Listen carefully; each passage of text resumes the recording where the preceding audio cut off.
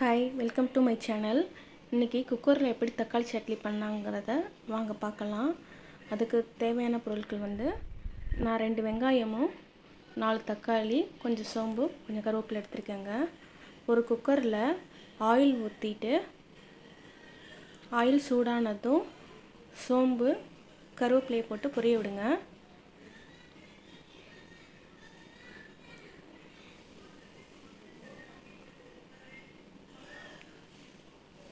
இது நல்லா பொரிஞ்சதும் ஆனியன் அதில் போட்டுக்கோங்க.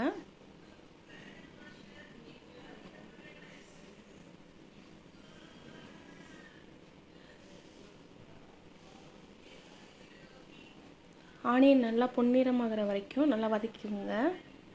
அது பொன்னிறமானதும் தக்காளியை எடுத்து அதில் போட்டுக்கோங்க.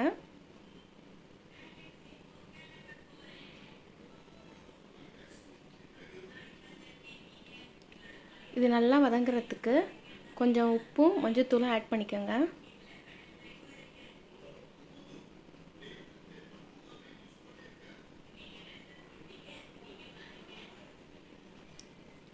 இது நல்லா ஸ்மாஷ் ஆனதும் நான் கலந்த மிளகாத்தூள் தான் எடுத்திருக்கேன்.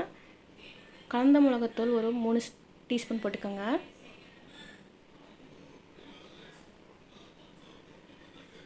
இது நல்லா வதக்கிட்டு ஒரு டம்ளர் தண்ணி ஊற்றிக்கோங்க. ரொம்ப தண்ணி ஊற்றாதீங்க, கொஞ்சமாகவே தண்ணி ஊற்றிக்கோங்க.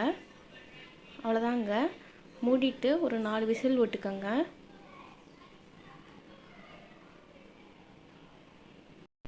இது நல்லா வெந்துருச்சுங்க. இது ரொம்ப நல்லா இருக்குங்க. நீங்கள் கடையில் பண்ணுறதை விட குக்கரில் பண்ணுறது ரொம்ப நல்லாயிருக்கும். உங்களுக்கு இந்த வீடியோ பிடிச்சிருந்துச்சுன்னா வீடியோவை லைக் பண்ணுங்கள். சேனல் சப்ஸ்கிரைப் பண்ணாதவங்க சப்ஸ்கிரைப் பண்ணிக்கோங்க. நெக்ஸ்ட் வீடியோட உங்களை மீட் பண்ணுறேங்க. பாய்ங்க.